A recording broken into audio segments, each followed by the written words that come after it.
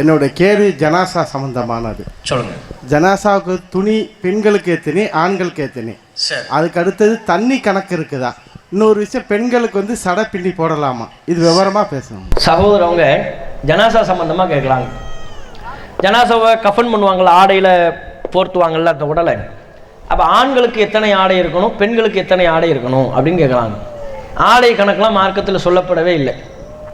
ஜனாசாங்கிறது என்ன மக்கள் எப்படி விளங்கிட்டாங்கன்னா, அந்த ஜனாசாவை கஃபன் பண்ணுறது, குழிக்குள்ளே வைக்கிறது, இதெல்லாம் ஒரு பெரிய கலை, அதுக்கெல்லாம் பெரிய படிச்சிருக்கணும், அது நிறைய ஷர்த்துகள் இருக்கிறது, நிறைய நிபந்தனைகள் இருக்கு போல இருக்குது அப்படின்னு நினைக்கிறாங்க. அப்படிலாம் மார்க்கத்தில் இல்லவே இல்லை.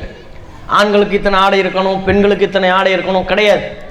அது மேலே அந்த உள்ளுக்குள்ளே கட்டை வைக்கிறாங்கல்ல, கட்டை வந்து இந்த வடிவத்தில் இருக்கணும், இத்தனை சைஸில் இருக்கணும், இத்தனை எண்ணிக்கையில் இருக்கணும் கிடையாது. ஜனாசாவை பொறுத்தவரையும் இஸ்லாமிய மார்க்கம் ரொம்ப அந்த கஃபன் என்று சொல்லக்கூடிய அந்த ஆடை, அது மார்க்கம் ரொம்ப தெளிவாக சொல்லிருச்சு. எதுவாகவும் நம்முடைய கஃபன் என்று சொல்வது குறிப்பிட்ட அளவில், குறிப்பிட்ட எண்ணிக்கையில், குறிப்பிட்ட நிறத்தில் தான் இருக்கணும்னு மார்க்கம் சொல்லவே இல்லை. எதுவும் கஃபனாக இருக்கலாம், போர்வை கூட கஃபனாக இருக்கலாம். வெள்ளை ஆடை சிறந்தது என்று நபிகள் நாயகம் சொன்னாங்க. அது நம்ம சாதாரணமாக உடுத்தும் போதும் அதே சட்டம் தான். ஜனாசாவுக்கு என்ன சட்டமோ அதே சட்டம் தான் உசுரோடு வாழும்போது. வெள்ளை ஆடை சிறந்தது, வெள்ளை ஆடை அணியுங்கள் நாங்கள் ரசூலுல்லாஹ். நம்ம எல்லா நேரம் வெள்ளை ஆடை அணிகிறோம், தேவையான நேரத்தில் வெள்ளை ஆடை அணிகிறோம், சில நேரங்களில் கலர் ஆடை அணிவோம். ஜனாசாவுக்கு ரசூலுல்லாஹ் என்ன சொன்னாங்கன்னா, கஃபன் பண்ணுங்க, ஆடையில போர்த்தணும், அந்த உடலை போர்த்துவது அவ்வளவுதான். அது எந்த ஆடையிலையும் போர்த்தலாம், ஒரு போர்வையை கொண்டு கூட கஃபன் ஆடையை போர்த்தலாம். கஃபன் பண்ணும்போது வெள்ளை ஆடை சிறந்தது என்று ரசூலுல்லாஹ் சொன்னாங்க. சரி, வெள்ளை ஆடை கிடைக்கிறது என்கிற அடிப்படையில் வெள்ளை ஆடையை கொண்டு கஃபன் பண்றோம். இதுதானே அதனுடைய சட்டமே தவிர, அவர் உடலை வந்து வெளியே தெரியாத அளவிற்கு, உடலின் பாகங்கள் வெளியே தெரியாத அளவுக்கு மறைக்கணும். அதுதான் கஃபனினுடைய நோக்கம். ஆம்பளன்னு சொன்னா குறைந்த ஆடையை போட்டுட்டாலே, ஒரு பெரிய கனமான போர்வையை போட்டோம் நீங்க, ஆணுடைய உடம்பு மறைஞ்சிடும். பெண்ணை பொறுத்தவரையிலையும் அவங்க உடல் வாகிற்கு 1க்கு 2 போர்வை போட்டோம்னா, போர்வைன்னு கணக்கு பண்ணி பேசும்போது 1க்கு 2 போர்வை போட்டோம்னா பெண்களுடைய உடம்பு மறைஞ்சிடும். அப்ப உடலின் பாகங்கள் மறைக்கப்பட வேண்டும். அதுதான் கஃபனின் நோக்கமே தவிர 5 ஆடை இருக்கணும், 7 ஆடை இருக்கணும், ஆண்களுக்கு 7 பெண்களுக்கு 13 இப்படிலாம் சொல்லி குழப்புறாங்க. அப்படிலாம் ஒண்ணுமே இல்லை. அது இன்னும் பெரிய மனசுல பதிய வைக்க வேண்டிய கணக்குங்கிறதுலாம் இல்லை. எந்த ஆடை கொண்டு ரசூலுல்லாஹ் போர்வையை கொண்டுலாம் கஃபன் பண்ணியிருக்கிறாங்க. சஹாபாக்களை போர்வையை கொண்டு கஃபன் பண்ணியிருக்கிறாங்க. கஃபன் ஆடை இல்லாத நேரத்தில் ஒரு பாதி ஆடையை வச்சு கொண்டும், பாதி இந்த மாதிரி இளத்தலை புல்லுலாம் இருக்குல்ல, புல்லை பறித்து அதை கால்மாட்டில் வைத்து கொண்டு கஃபன் பண்ணியிருக்கிறாங்க. அப்ப பாருங்க, கஃபனுக்குன்னு பிரத்யேகமான ஒரு ஆடையை ரசூலுல்லாஹ் சொல்லி தரல பாருங்க. இந்த வடிவத்தில் இருக்கணும், இந்த எண்ணிக்கையில் இருக்கணும்லாம் சொல்லி தரல பாருங்க. அது வெட்டுறதுக்கு என்னமோ அமெரிக்காவில் போய் படிக்கணும்னு நினைக்கிறாங்க. கஃபன் ஆடையை வெட்டுறதுக்கு என்ன, இப்போ கஃபன் ஆடை அதெல்லாம் நமக்கு வெட்ட தெரியாது, அவருக்கு தான் தெரியும், இவருக்கு தான் தெரியும், அவர்கிட்ட போய் வெட்டுங்க. அவர் என்ன செய்வார், அவர் நம்மளை குழப்பணுங்கிறதுக்காண்டி இங்கிட்டு இருந்து இப்படி சுத்துவார், கஃபன் ஆடையை விரிச்சுக்கிட்டு இங்கிட்டு இருந்து அங்கிட்டு போவார், அங்கிட்டு இருந்து இங்கிட்டு வருவார், இப்படின்னு கத்திரியை கொண்டு போவார், அப்படி கத்திரியை கொண்டு போவார்.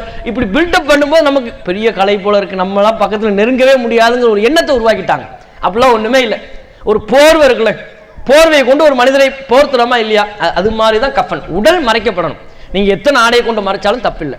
உடம்பு மறைக்கப்படக்கூடிய விதத்தில், அதுக்கு ஆணை விட கூடுதலாக, வாழும் போதும் ஆணை விட பெண்ணுக்கு கூடுதலான ஆடை தேவைப்படுகிறது. அது மாதிரி தான் கஃபன் பண்ணும் போதும் ஆணை விட பெண்ணுக்கு கூடுதலான ஆடை தேவைப்படும். அந்த அடிப்படையில் கஃபன் பண்ணிக்கணும். அதே மாதிரி தான் அந்த பெட்டியும் அதை தூக்கிட்டு போகிறோம்ல, தூக்கிட்டு போகும்போது ஒரு பெரிய சந்துக்கு பெட்டியில் தான் கொண்டு போகணும். அந்த பெட்டியை பார்த்தீங்கன்னா இப்படி ஒரு வளைவாக இருக்கும். அந்த பெட்டி பள்ளியாசில் கிடைக்கலன்னு வைங்க, நேரமாகட்டுமா ஒன்றும் பிரச்சனை இல்லைப்பா, 2 நாள் பாடி இருந்தாலும் பிரச்சனை இல்லை, அந்த பெட்டி வந்தால் தான் அது என்னமோ ஒரு பெரிய சொர்க்கத்திற்குரிய பெட்டி மாதிரி நினைக்கிறாங்க. அப்படிலாம் இல்லை. பெட்டி, அந்த பெட்டி இல்லையா, பள்ளிவாசல ஒரு வசதிக்காக பாடி வெளியே வந்து விழுந்து தூக்கிட்டு போவாங்க. சுமந்துட்டு போகும்போது வெளியே வந்து விழுந்துடக்கூடாதுங்கிறதுக்காண்டி ஒரு வளைவா அந்த வடிவத்தில் அமைச்சிருக்கிறாங்க. மற்றபடி மார்க்கம் தான் அந்த வடிவத்தை சொல்லிச்சுலாம் இல்லை, நம்ம வசதிக்காக அந்த வடிவத்தை வச்சிருக்கிறோம். ஒரு பேச்சுக்கு அந்த பெட்டி கிடைக்க, சந்துக்கு பெட்டி கிடைக்கலையா, கட்டில் வைத்துக் கொண்டு இது போன்ற விசாலமான ஒரு பெரிய கட்டில வச்சு கூட கொண்டு போகலாம், தப்பு கிடையாது. ரசூலுல்லாஹ் பல சஹாபாக்கள் போர்க்களத்தில் மாண்ட பல சஹாபாக்களுடைய உடல்கள் எல்லாம் கட்டில் அந்த ஜனாசாவை வச்சுக்கிட்டு தான் கொண்டு போனாங்க அடக்கம் பண்றதுக்கு. பல பேருக்கு அந்த கட்டில் கூட இல்லைன்னு சொல்லி தன் தோளில் போட்டவாறு ஜனாசாவுடைய மையவாடிக்கு போய் கபிரிஸ்தானுக்கு போய் அடக்கம் பண்ணாங்க. அப்படிங்கும்போது இதுதான் மார்க்கத்தின் சட்டம். ஜனாசாவினுடைய சட்டம் என்பது ஆடை சட்டம் அப்படிங்கிறது இதுதான். அந்த சந்தூக் பெட்டியினுடைய சட்டம்ங்கிறது தான். இந்த வடிவத்தில் இருக்கணும், இந்த நிறத்தில் இருக்கணும்லாம் மார்க்கம் சொல்லவே இல்லை. எண்ணிக்கைக்கும் மார்க்கம் அளவுகோல் சொல்லித்தரல.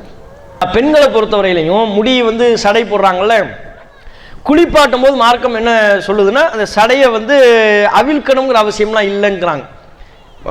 தலையின் மீது தண்ணீரை ஊற்றி விட்டால் போதும் அப்படிங்கிறாங்க.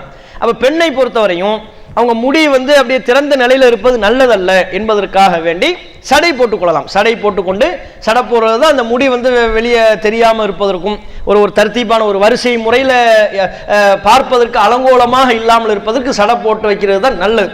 ரசூல் ஸல்லல்லாஹு அலைஹி வஸல்லம் அவங்களும் மகளுடைய ஜனாசாவை குளிப்பாட்டும் போதெல்லாம் இந்த தண்ணீரை கொண்டு ஊத்துங்க, இலந்தை இலைய போட்ட தண்ணீரை கொண்டு ஊற்றுங்கள் என்று சொன்னதை போல தலையை வந்து சடை பின்னுங்கள்லாம் ரசூலுல்லாஹ் சொல்லியிருக்கிறாங்க. அதனால பெண்களினுடைய தலைமுடியை பொறுத்தவரையிலையும் அது சடை போட்டே ஆகணுங்கிறது கட்டாயம் இல்லை, ஆனால் போட்டு வைப்பதுதான் நல்லது. ஏன்னா அந்த முடிகள் வந்து அலங்கோலமாக இல்லாமல் இருப்பதற்கு சடை போட்டு கஃபன் பண்றது தான் நல்லது. இஸ்லாம் மற்றும் சமுதாய செய்திகளை அறிந்து கொள்ள தமிழ்நாடு தௌஹீத் ஜமாஅத் யூடியூப் பக்கத்தை உடனடியாக சப்ஸ்கிரைப் செய்து கொள்ளுங்கள். மேலும் பெல் பட்டனையும் கிளிக் செய்து கொள்ளுங்கள்.